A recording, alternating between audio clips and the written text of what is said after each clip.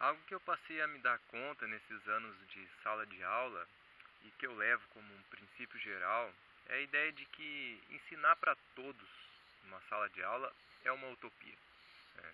Então, mas eu quero desdobrar essa ideia em dois níveis, né? Primeiro, no nível mais pragmático mesmo ali da sala de aula, né?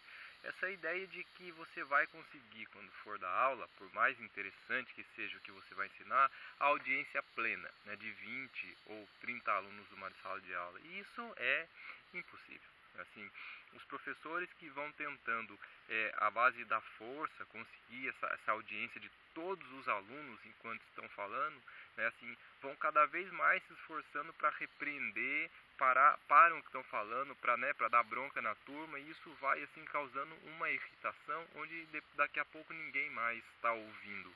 Então, enquanto vou falando, você vai percebendo, né, assim, que um ou dois não estão prestando atenção, que três ou quatro, às vezes aqueles dois que não estavam no início passam a se interessar depois e outros que estavam olhando vão se cansando.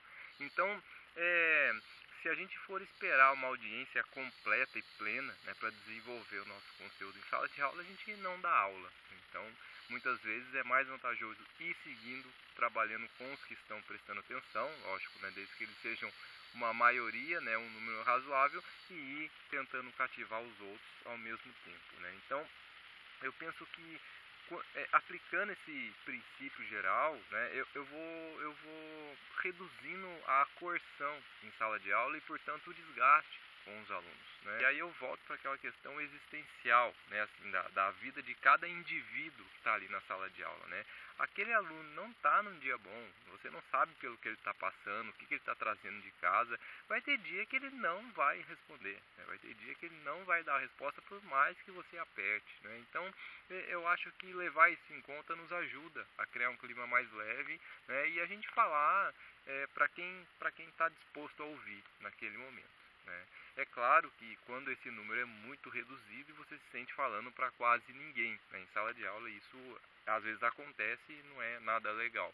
Mas na medida do possível, eu penso que é importante a gente ir seguindo, né, com a nossa tentativa de explicação, de exposição de atividades, sem ter que assim conduzir à força a turma toda a fazer silêncio e prestar atenção, né? Então, porque na verdade, como é que você vai forçar alguém a prestar atenção naquilo que você está falando, né? Assim, você consegue forçar alguém a fazer silêncio, dependendo, né, das ferramentas de coerção que você use. Mas realmente prestar atenção, né, isso tem a ver com uma atitude cognitiva do indivíduo que está fora do nosso alcance. Mas agora num sentido assim mais profundo, né, que eu costumo pensar que ensinar para todos é uma utopia, é assim, mais especificamente com relação ao ensino aí da filosofia e das ciências humanas, né? Uma coisa que predomina na escola bastante, eu acho, ainda na atitude dos professores, é aquela ilusão da mensagem unívoca, né? Ou seja, aquela ideia de que você entra em sala de aula, né, fala um conteúdo A para os alunos, né, e tem a esperança de que todos aqueles indivíduos, né, compreenderam A, né? E não necessariamente é isso que acontece, né? Assim, nós lidamos com termos, com conceitos complexos, cada aluno tem uma apropriação diferente de vários conceitos e às vezes desconhecem várias palavras e conceitos, né? No episódio passado eu falei sobre a questão da linguagem, do vocabulário dos alunos e tudo mais, né? E lembrando ainda um filósofo como Wittgenstein, por exemplo, assim, na segunda fase do seu pensamento, né, que conseguiu mostrar justamente isso, né, que nós, na verdade, jogamos jogos de linguagem e é assim que nós nos comunicamos. Embora usemos a mesma língua para falar, né, para dizer coisas e entender, nós jogamos jogos de linguagem e não há um jogo de linguagem assim unívoco e universal. Jogamos de diferentes jogos de linguagem dependendo do contexto em que nos encontramos e assim vamos nos entendendo, né? Então essa é uma questão importante que a filosofia nos ajuda, né, a compreender.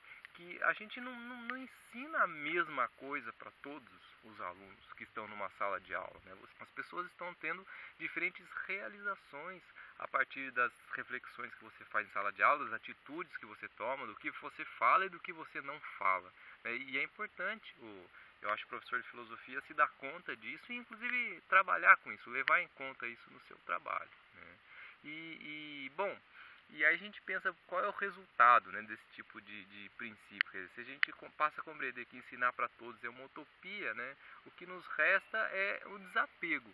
É lógico, assim, a ideia de fazer um trabalho bem feito, né, nos esforçar para passar a mensagem que nós julgamos mais adequada, ao mesmo tempo sabendo que a apreensão dessa mensagem vai ser diferenciada pelos indivíduos que ali estão.